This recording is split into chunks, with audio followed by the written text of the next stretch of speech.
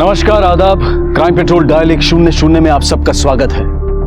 जिंदगी में आगे बढ़ना, कामयाबी हासिल करना कौन नहीं चाहता, लेकिन इन्हीं इच्छाओं और महत्वाकांक्षाओं के अधीन होकर अक्सर लोग लालच की गिरफ्त में आ जाते हैं। इस तरह कमाई हुई समृद्धि, शोहरत, सुकून दे पाए और उसके परिणाम भी इंसान के हित में हो, यह मुश्किल है।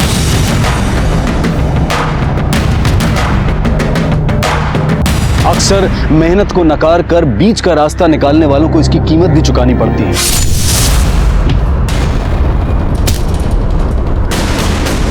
और इसके तमाम उदाहरण हमारे इर्द गिर्द हमें देखने को मिलते हैं।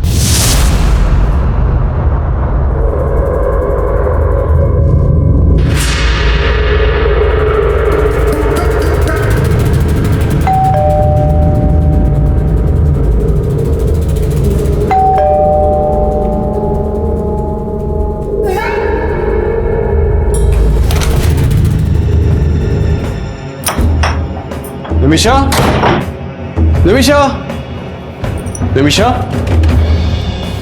निमिषा, कहाँ हो तुम? इस वक्त कहाँ गई होगी? The mobile you are calling is currently switched off. Watchman, watchman, watchman! हाँ साहब, कहाँ चले जाते हो तुम? हाँ, पेशाब करने निमिषा मैंने को बाहर जाते देखा था। हाँ साहब, अभी 3 बजे बाहर गई थी। कहाँ गई थी? वो मुझे कैसे मालूम होगा साहब? अरे मेरा मतलब है किस तरफ गई थी? मार्केट की तरफ गई थी या स्टेशन की तरफ गई थी? वो तो देखा होगा ना तुमने। किस तरफ गई वो तो नहीं देखा साहब। तो करते क्या हो तुम?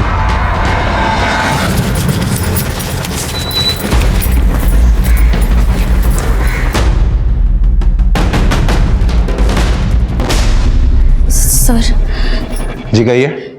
सर वो मुझे मारना चाहता है।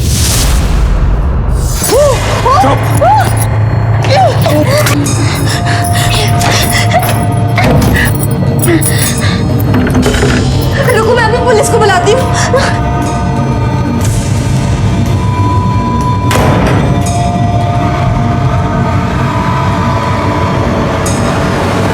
कौन मारना चाहता है आपको? मेरा भाई, मेरा सगा भाई मुझे मारना चाहता है। सर, निमिषा झूठ बोल रही है। मैं उसे मारने नहीं गया था, उसके हालचाल पूछने गया था।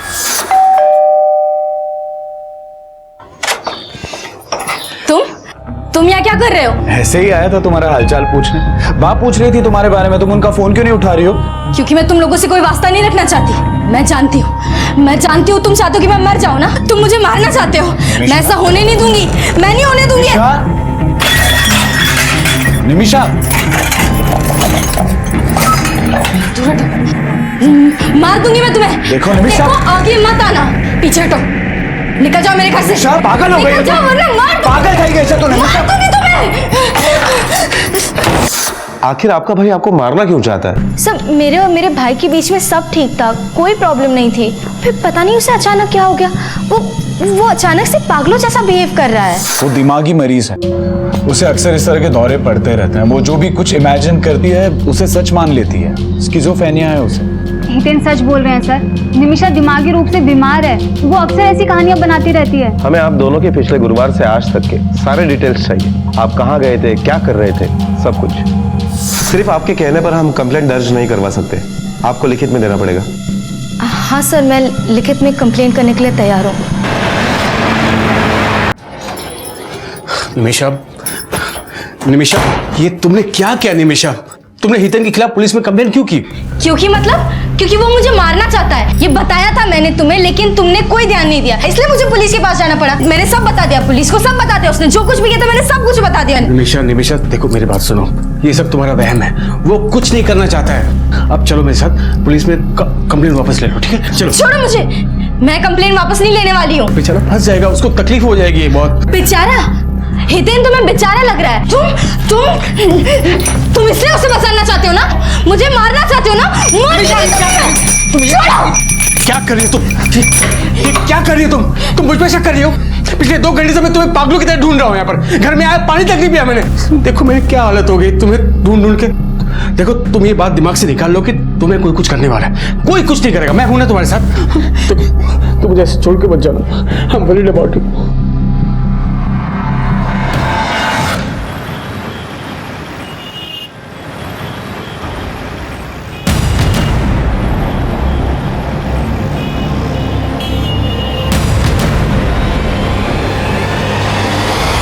सर ये निमिषा शाहजी केस, मुझे लगता है ये फैमिली डिस्प्यूट का केस है।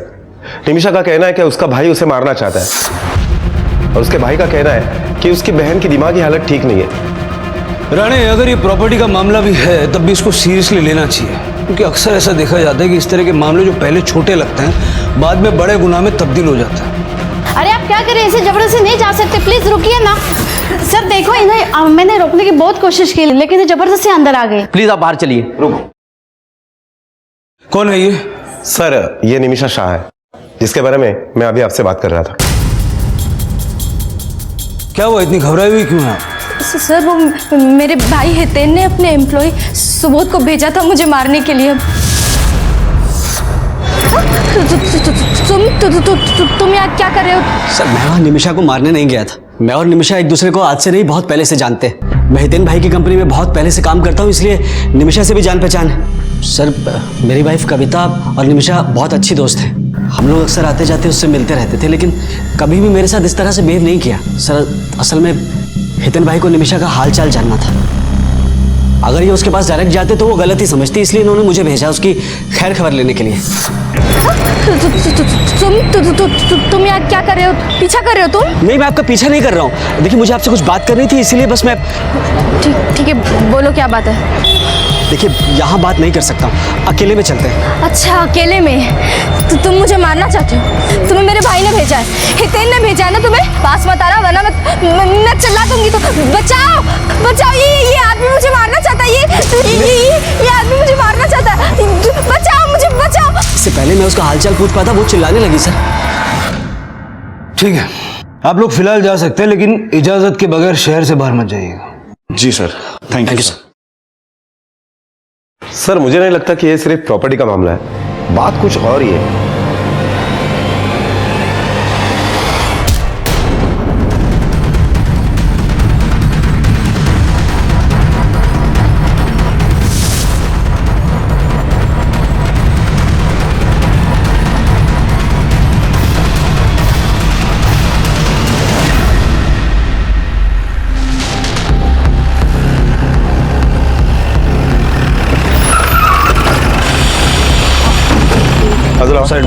ये सर।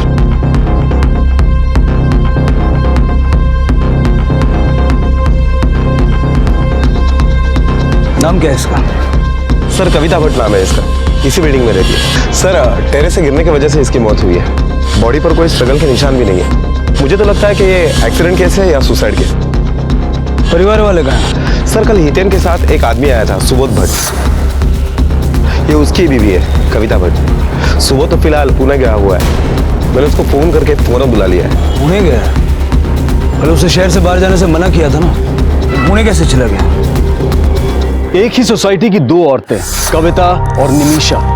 कविता मर चुकी थी और निमिषा को लगता था कि कोई उसे मारना चाहता है। निमिषा को स्किज़ोफ्रेनिया की बीमारी थी, उसे आभास होता था कि कोई उसे मारना चाहता है, पर कहीं ऐसा तो नहीं था कि उसकी इस बीमारी की आड़ में वाकई में कोई उसे मारना चाह रहा था, या फिर निमिषा अपनी बीमारी की वजह से दूसरों के लिए खतरा बनती जा रही थी। सुबोध के अनुसार निमिषा और कविता दोनों अच्छी दोस्त थी।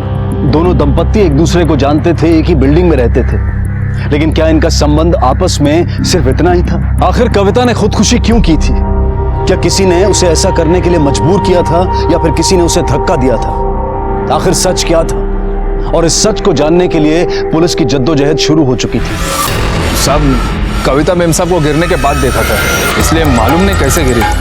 हादसा कितने बजे हुआ? पक्का तो नहीं बता पाऊंगा साहब, लेकिन 4:20 से 4:30 के दरमियान। गिरने के कितनी देर बाद पुलिस को फोन किया था? तभी किया था साहब। अपना फोन निकालो, डायल लिस्ट देखो, टाइम क्या है कॉल का? 4:31। इसके पति को बाहर जाते हुए देखा था? हाँ साहब, कल शाम को जाते हुए देखा था, पर आते हुए नहीं देखा। बिल्डिंग में सीसीटीवी कैमरा है? साहब, पर इस तरफ कोई नहीं है।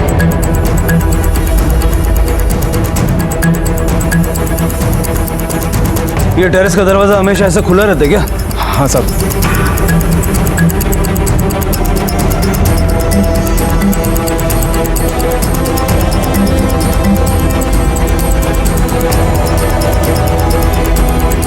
कुछ मिला? नहीं सर, यहाँ पर अभी कोई स्ट्रगल का मार्क नहीं मिला। मतलब ऐसा कुछ भी विजिबल नहीं है जिससे ये कंक्लूजन लगाया जा सके कि कविता खुद गिरी नहीं थी बल्कि गिराई गई थी। कविता के नेबर से पूछताछ करो जरा।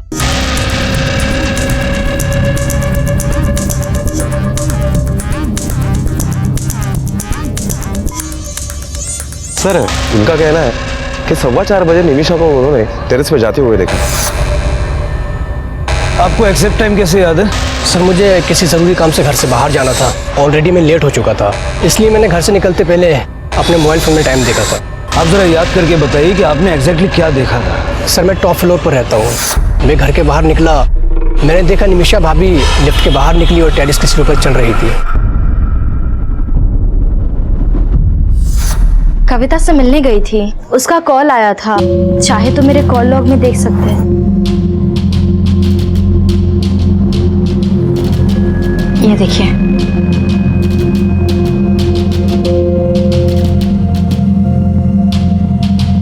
फोन पे क्या बात हुई? सर वो मुझसे मिलना चाहती थी, कुछ बात करनी थी उससे। मैं उससे मिलने गई भी थी, लेकिन वो कुछ बोले उसके पहले ही मुझे याद आ गया कि मैंने अपना गैस ऑन छोड़ दिया है। तो मैं फिर से घर वापस आ गई और फिर मैं जब नीचे उतरी तब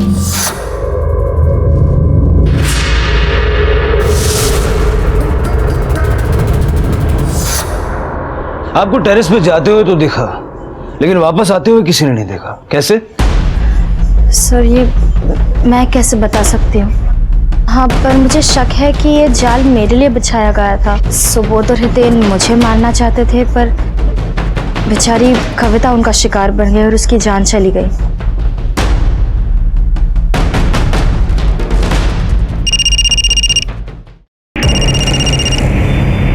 हेलो सर।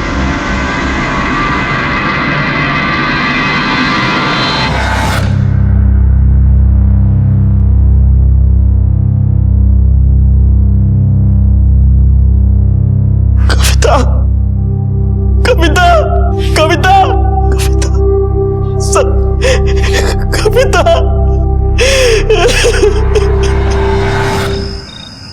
सर आपको क्या लगता है, कविता ने सुसाइड किया होगा या किसी ने उसका खून किया होगा?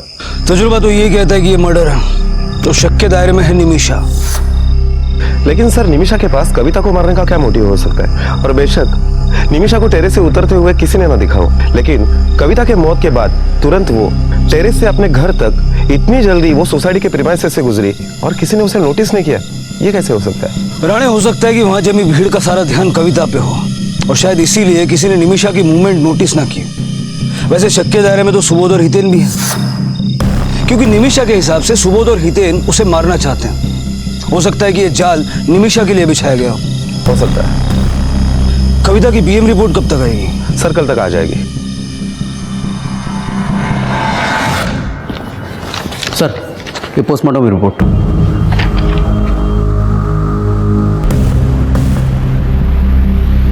सर कविता की पोस्टमार्टम रिपोर्ट आ गई है। कविता की पोस्टमार्टम रिपोर्ट के मुताबिक कविता की मौत ऊंचाई से गिरने के बाद सर पर चोट लगने की वजह से हुई।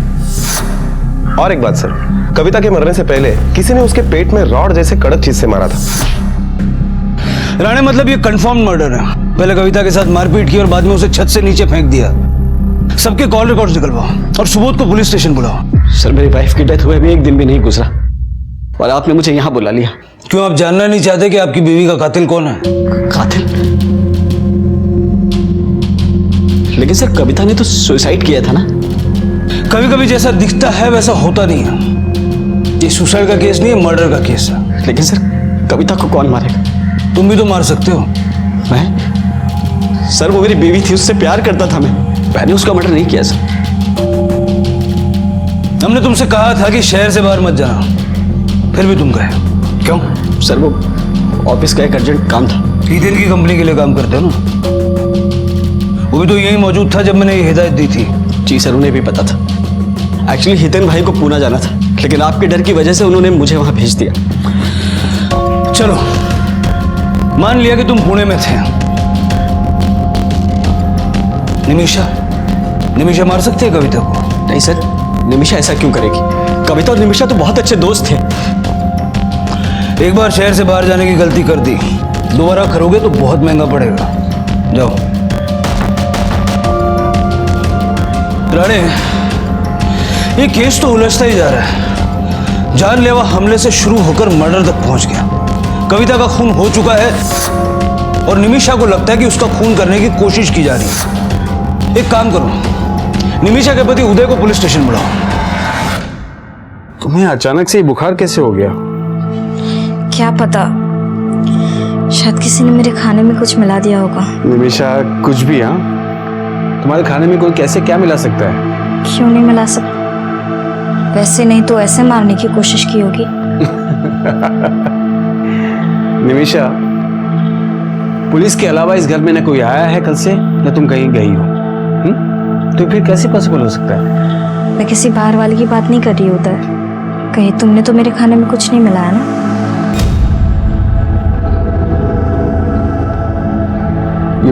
ये क्या बात कर रही हो तुम निमिषा?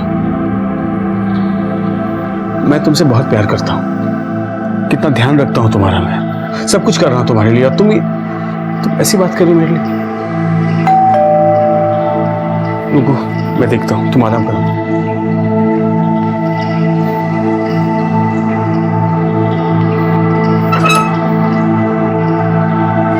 जी उदय शाह। जी हाँ। आपको बड़े साहब ने पुलिस स्टेशन में बुलाया है।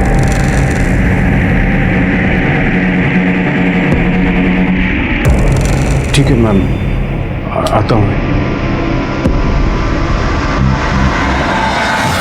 अब तक आपको पता चल ही गया होगा कि कविता ने खुदकुशी नहीं की, बल्कि उसे टेरेस से धक्का देकर गिराया गया था। नहीं सर, मुझे नहीं मालूम। जब कविता की मौत हुई तब आप कहाँ थे?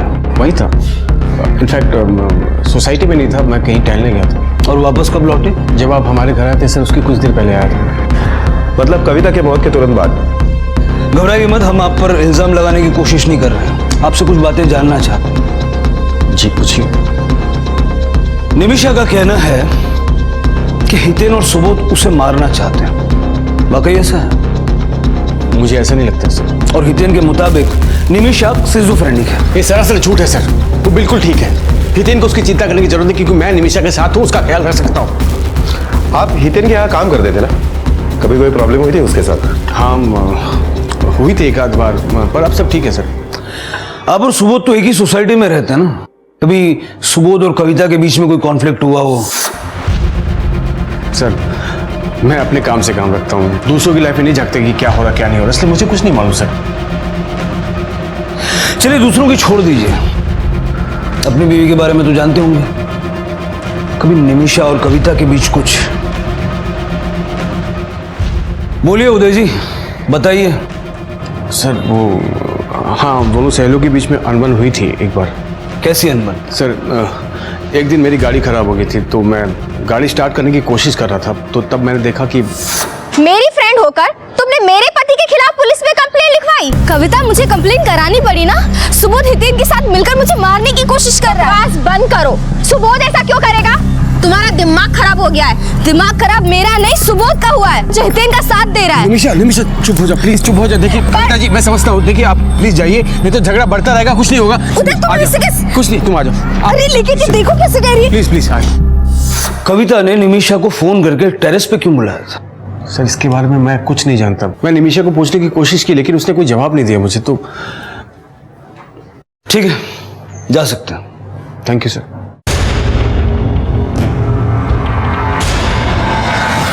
सर, फोन रिकॉर्ड के मुताबिक हितेन का फोन पूरे दिन स्विच ऑफ था, और बाकी लोगों की मोबाइल की लोकेशन वही है जो उन्होंने बताई थी, सिवाय एक के, सुबोध भट्ट।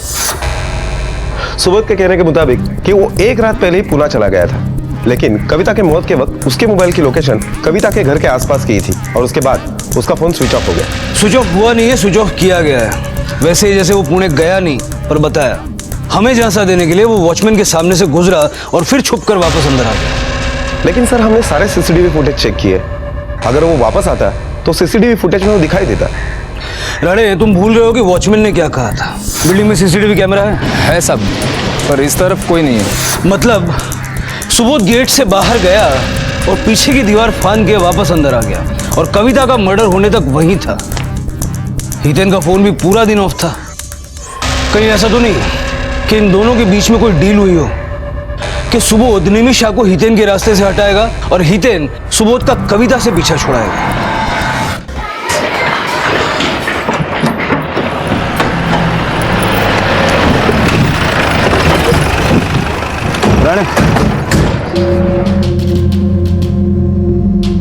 हमें आपसे अकेले में कुछ बात करनी है। आइए।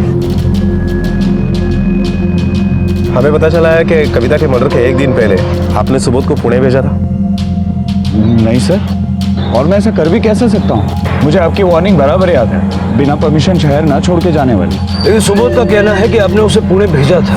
एक्चुअली हितेन भाई को पूना जाना था, लेकिन आपके डर की वजह से उन्होंने मुझे वहाँ भेज दिया। सर मुझे नहीं पता कि वो झूठ क्यों बोल रहा है, और मैंने उसे कहीं नहीं भेजा। वैसे उस दिन सारा दिन आपका फोन बंद था, ऐसा क्यों?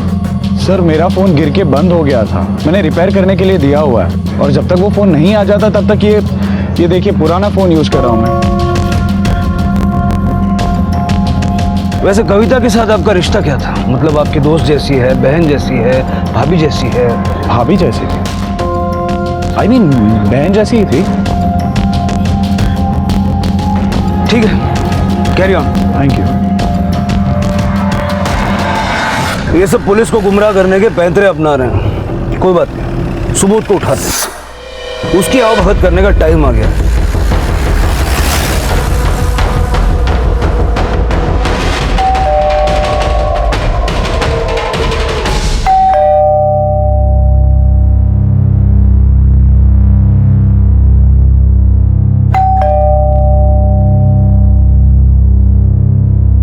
जी ये सुबोध घर पे है नहीं क्या?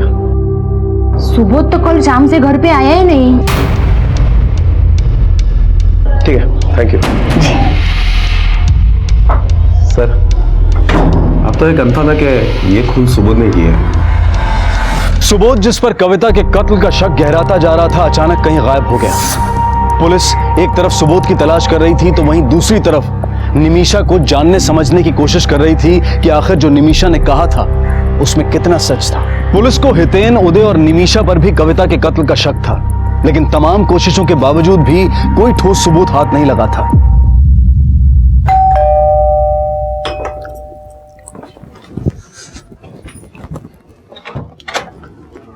अरे बा, नमस्ते बा। नमस्ते। आइए आइए। निमिषा देखो जल्दी। आप लोग यहाँ? निमिषा देखो, मैं तुम्हें रिक्वेस्ट करने आया हूं कि कविता के केस में मेरा नाम मत उछालो प्लीज। अच्छा, तो तुम मुझे धमकी दे रहे हो? निमिषा धमकी कहाँ दे रही है, रिक्वेस्ट कर रहे, इसने कहा ना अभी। निमिषा बेटा, अगर तू पुलिस के सामने इसका नाम लेगी और पुलिस इसे परेशान करेगी, तुझे अच्छा लगेगा? तेरे भाई को कोई परेशान करे बेटा? बाबा, अब आप भी मुझे ही बोलो। मैं वही कर रही हूँ और वही कह रही हूँ जो सच है, और तुम अंदर घुसे कैसे? चलो निकलो, निकलो बाहर, निकलो। चलिए बाहर निकलो। इसे पहले कोई और तमाशा खड़ा कर, सबको धक्के मार के निकाल दूंगी मैं।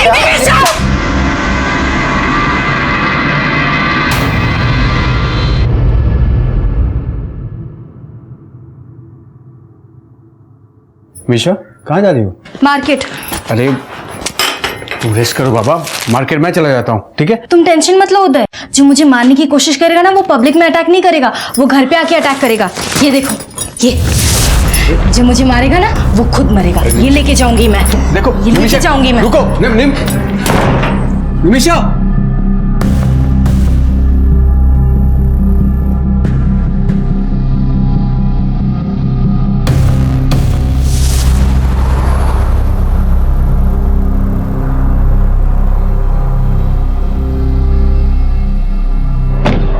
यश, यश रुको। मम्मी सबसे पहले मैं मिलूंगा दादी से, आपसे भी पहले।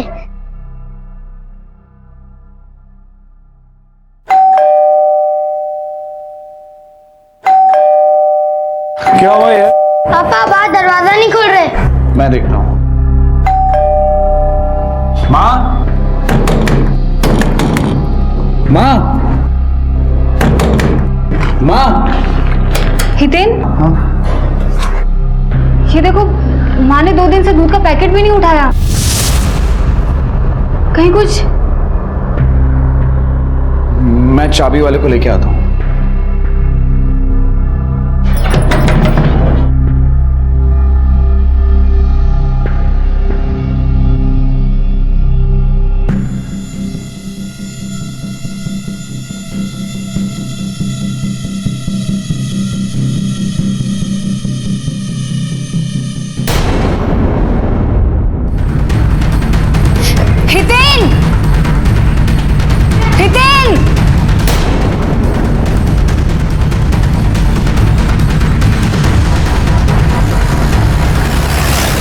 चला बाजूला व्हा. चला बाजूला साईडला व्हा.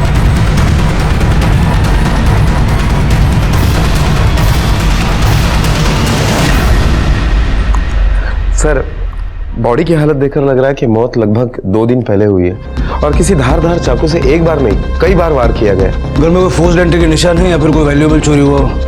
नहीं सर, ऐसा कुछ भी नहीं है. मतलब कातिल इनकी रजामंदी से घर में दाखिल हुआ और इनका कोई जान पहचान वाला था.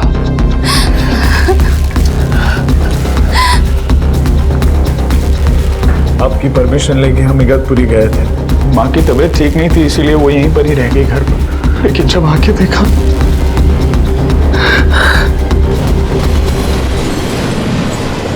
अब घबराने की कोई बात नहीं है, सब ठीक हो गया है. अब हमें कोई भी परेशान नहीं करेगा, ना कोई थप्पड़ मारेगा, ना कोई जान लेने की कोशिश करेगा. सब ठीक हो गया, यहाँ हम बिल्कुल सुरक्षित है ना? सीसीटीवी तो लगा है साहब. मुझे पिछले 2 दिनों के सारे सीसीटीवी फुटेज चाहिए. ठीक है साहब. मुझे एक बात बताओ, ये हितेन के घर पर कभी कुछ मनमुटाव, अनबन, झगड़ा वगैरह सुना था? झगड़े तो होते थे साहब, कितनी बार मैंने सुने. क्या सुना? एक बार बिजली का बिल देने गया था तब सुना. माँ, अगर उदय कुछ काम ही नहीं करता तो मैं उसे सैलरी किस बात की दूं? क्योंकि मैं कह रही हूँ, और ये बात मत भूल के उसमें निमिषा का भी आधा हिस्सा है. मैं हिस्से की बात नहीं कर रहा हूँ माँ, मैं ये कह रहा हूँ कि अगर उदय कुछ काम ही नहीं करता तो मैं उसे सैलरी नहीं दे सकता. हितेन प्लीज शांत हो जाओ. और माँ आप जिद मत करो ना, अब किसी को इतना भी मजबूर मत करो कि कोई और उपाय निकालना पड़े. बस इतना ही सुना साहब. आने जाने वाले लोगों की एंट्री रखते हो? हाँ साहब. देखिए, ठीक है. ये पिछले 2 दिनों में सरस्वती बहन को मिलने के लिए कोई आया था क्या? उनकी बेटी के अलावा और कोई नहीं आया साहब. बेटी? हाँ, उनकी एक बेटी है. निमिषा? हाँ साहब, वही. आपका कोई मनमुटाव था आपकी माँ के साथ? मेरी और माँ की सिर्फ एक ही बात पे नहीं बनती थी, उदय. क्योंकि मुझे उसे फ्री में पालना पड़ता था. निमिषा का एक दूसरी जात वाले लड़के से अफेयर था. ये बात पापा को पता चल गई तो इज्जत बचाने के लिए पापा ने उसकी शादी उदय से करवा ली. उदय की फाइनेंशियल कंडीशन इतनी कुछ ठीक नहीं थी, तो पापा ने उसका काम बिना देखे उसे कंपनी पे अच्छी पोस्ट पे रख लिया ताकि उसका घर चलता रहे. पापा की डेथ के बाद उसने कंपनी में कुछ ऐसे गलत डिसीजन ले लिया जिससे कंपनी को बहुत नुकसान हुआ. तो परेशान होकर सर मैंने उसे कंपनी से निकाल दिया. लेकिन आज भी सर बाकी कहने पे मैं उसे हर महीने सैलरी भिजवाता हूँ सर. मुझे माँ की उस बात से भी प्रॉब्लम नहीं था कि उनके जाने के बाद आधी प्रॉपर्टी निमिषा को मिले, लेकिन बिजनेस तो मेरा है ना, मेरे रात दिन की मेहनत. ऐसे कैसे मैं किसी को? आप जानते हैं आपके इगतपुरी जाने के बाद निमिषा यहाँ आई थी? नहीं, लेकिन जब भी हम यहाँ पे नहीं होते हैं तो निमिषा पीछे से माँ को मिलने आती है. रीजन तो आप जानते हो सर, क्योंकि उसको मुझसे प्रॉब्लम है. लेकिन इस बार उसके आने का रीजन सर मुझे कुछ समझ में नहीं आया. क्यों सर? क्योंकि कुछ ही दिन पहले निमिषा की माँ के साथ लड़ाई हुई थी, वो भी उसी के ही घर पर, और गुस्से में आके माँ ने उसे थप्पड़ मार दिया. अरे सबको धक्के मार के निकाल दूंगी मैं.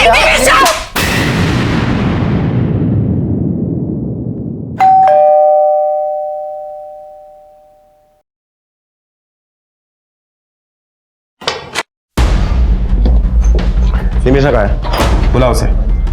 बुला. कहाँ है कहाँ निमिषा? पता नहीं कहाँ चले गई. 2 दिन से घर वापस नहीं आई वो. क्यों? क्या हुआ था? सर बात दरअसल ये है कि जब वो घर छोड़ के जा रही थी तो मैंने रोकने की कोशिश की, तो गुस्से में आकर उसने चाकू मारा और मेरे हाथ पे चोट लग गई. तो तुमने पुलिस स्टेशन में कंप्लेंट क्यों नहीं की? अगर मैं आपके पास आता तो उस पर केस बनता.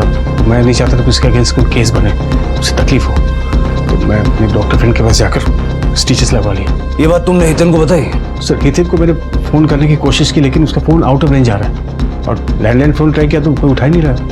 कोई फ़ोन इसलिए नहीं उठा रहा है क्योंकि घर में सिर्फ सरस्वती बहन थी और उनका मर्डर हो गया, और हमें शक है कि ये खून निमिषा ने किया है. अगर निमिषा तुम्हें फ़ोन करे या घर वापस आए तो सबसे पहले हमें इन्फॉर्म करो, और अगर ऐसा नहीं किया, समझते हो ना क्या हुआ?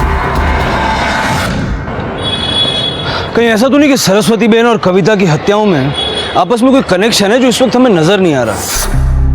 क्योंकि इन दोनों मामलों में निमिषा इन्वॉल्व है, और गायब भी, और सुबोध भी गायब है.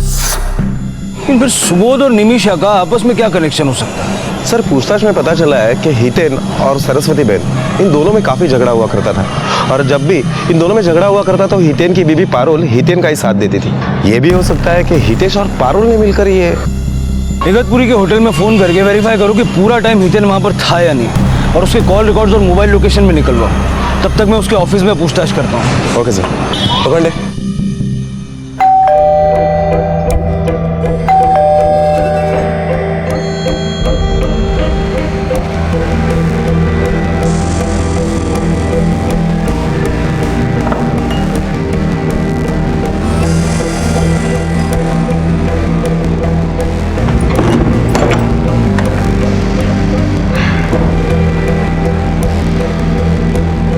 अरे तुम डरो मत, सब ठीक है। यहाँ कोई नहीं है, कोई भी नहीं है, सब एकदम ठीक है। हाँ, तुम्हें डरने की कोई जरूरत नहीं है, मैं हूं ना। आप लोग प्लीज बैठ जाइए। सुबोध आप लोगों के साथ काम करता है? हाँ सर। कैसा आदमी है? मेरा मतलब व्यवहार कैसा उसका? व्यवहार तो सही है सर, बस हितेन सर के साथ कुछ ज़्यादा ही घुटती है उसकी। हाँ सर, देखने में तो ठीक है वो, पर थोड़ा सुसाइडल टेंडेंसी वाला आदमी है वो। मतलब एक बार मैंने उसे नहीं रोका होता तो अपने हाथ की नस काट लेता।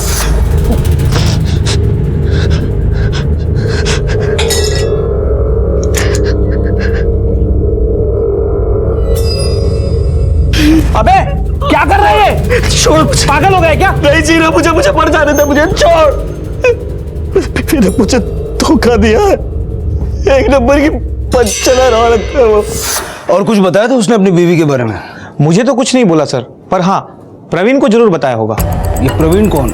सर वो भी यही काम करता है, सुबोध और वो बहुत क्लोज फ्रेंड है। तो बुलवाइए जरा प्रवीण को।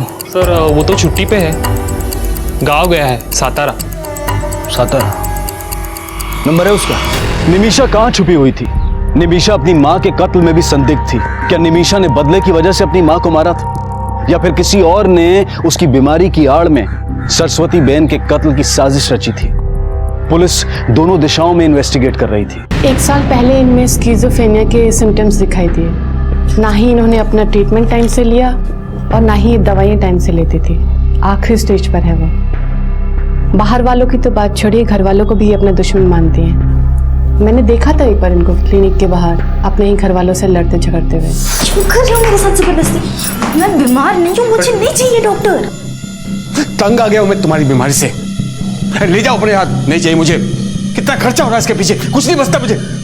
सुनाने की जरूरत नहीं है, सब जानती हूं मैं। कितने भी पैसे दूंगी ना तुम्हें, कमी पड़ेंगी। कुछ भी और तुम ठीक होना ही नहीं चाहती, बस सिर्फ इसको पैसे ही देती रहूंगी मैं। हाँ, राणे, मतलब निमिषा डेंजरस स्टेज में है, कुछ भी कर सकती है। हमें उसे जल्द से जल्द ढूंढना होगा, इससे पहले कि अपनी बीमारी के चलते वो किसी और को नुकसान पहुंचाए। सर, ये हितेन के मोबाइल लोकेशन।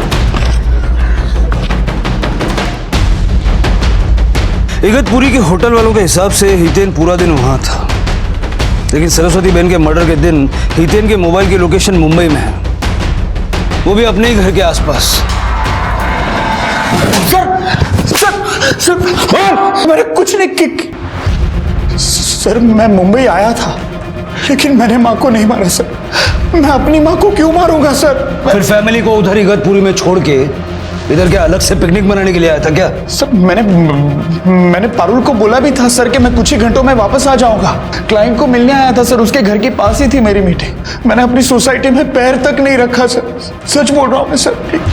जिस क्लाइंट के साथ तेरी मीटिंग थी उसका नाम, नंबर, एड्रेस सब लिखवा चल। जी सर। सर, हितेन सच बोल रहा है। जिस वक्त सरस्वती बहन की मौत हुई उस वक्त वो क्लाइंट के साथ मीटिंग में ही था। सरस्वती बहन के पोस्टमार्टम रिपोर्ट के मुताबिक उनकी मौत दोपहर 3 से 6 बजे के बीच में हुई, और हितेन अपने क्लाइंट के साथ 2:30 बजे से 6 बजे तक मीटिंग में ही था। उसके बाद उसके मोबाइल का लोकेशन इगतपुरी की तरफ बढ़ रहा है। सर, कहीं ऐसा तो नहीं कि सरस्वती बहन की सुपारी हितेन नहीं दी हो? राणे, अगर वो सुपारी देता तो सेम डेट पे सेम टाइम पे उसी एरिया में नहीं होता। सर, निमिषा के पेपर।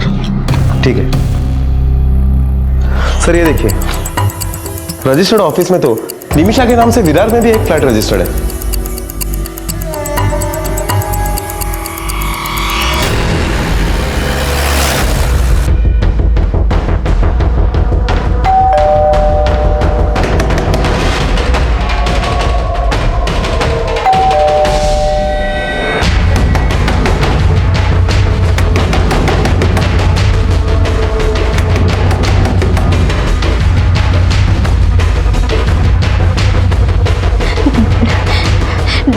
तुम डरो मत, मैं हूं ना, तुम्हारे साथ हूं ना मैं।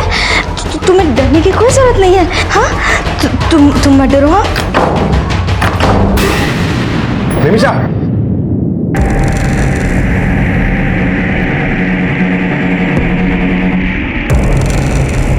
27 मार्च को तुम अपनी माँ के घर गई थी? गई थी। वहां जाके तुमने सरस्वती बहन का खून कर दिया? नहीं, मैंने किसी को नहीं मारा, किसी का खून नहीं किया मैंने। मैं तो वहाँ बा को बोलने गई थी कि मैं विरार में अकेले रहने वाली हूँ। मैंने वहाँ जाके बहुत घंटी बजाई, लेकिन किसी ने दरवाजा नहीं खोला। फिर मुझे याद आया कि सब लोग तो इगतपुर ही जाने वाले थे, तो मैं वापस आ गई। तुम विरार में हो ये बात उदय जानता है? नहीं, उदय को तो पता भी नहीं है कि विरार में मेरा कोई घर है।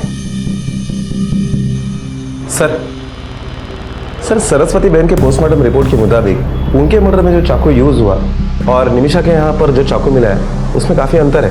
वो चाकू काफी बड़ा था और निमिषा के यहाँ पर जो चाकू मिला है उस पर कोई खून के निशान भी नहीं है।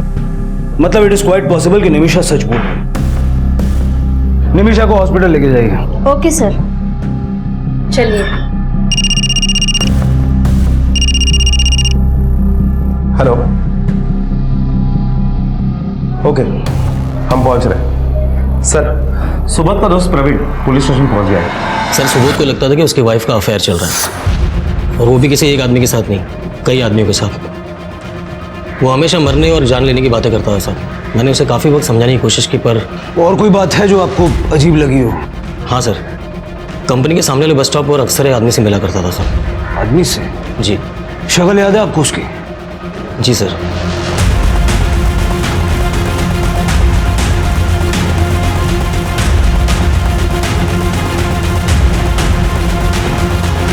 हाँ सर, यही है। सर, ये तो उदय है, लेकिन सुबोध का उदय के साथ क्या कनेक्शन हो सकता है?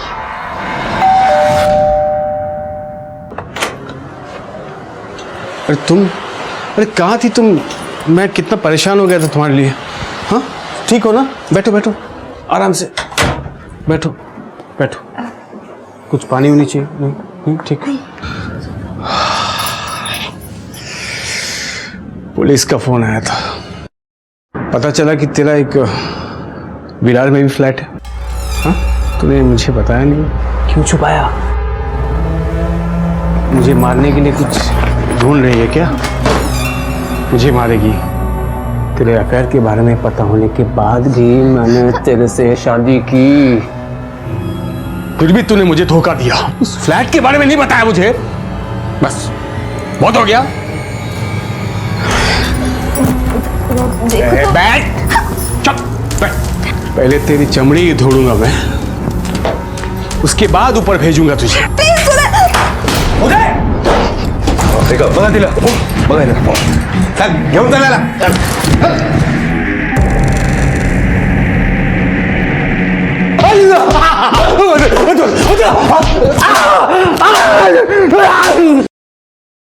अब झूठ बोलने से कोई फायदा नहीं, इतनी अकल तो आ गई होगी। सर, मेरा और कविता का 4 साल से अफेयर चल रहा है। हम दोनों शादी करने वाले थे, लेकिन हमको पता था कि सुबोध कविता को छोड़ेगा नहीं। और माँ जी, मुझे, हमने मिलकर एक प्लान बनाया। मैंने सुबोध के मन में जहर फैला दिया कि कविता का कई आदमियों से चक्कर चल रहा है। हमको उसकी सुसाइडल टेंडेंसी के बारे में पता था।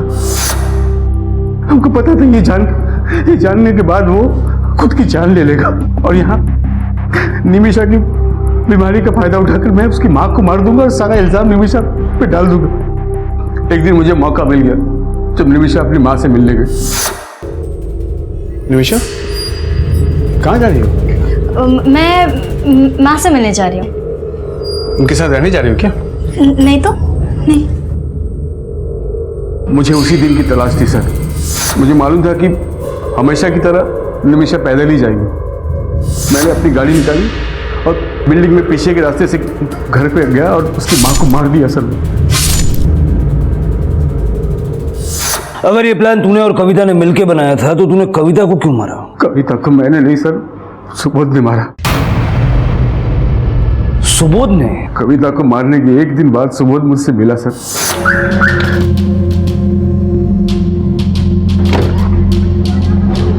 तुमने कहा था ना कि वो पाप कर रही थी, मैंने उसे उसके पापों की सजा दे दी।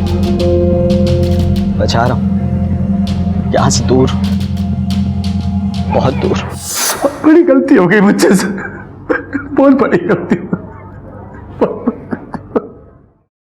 उदय का कहना था कि कविता को सुबोध ने मारा था, लेकिन यह सच है या नहीं इसका पता नहीं लग पाया, क्योंकि सोलापुर पुलिस को कुछ ही दिनों बाद सुबोध का शव ट्रेन की पटरी पर कुचला हुआ मिला।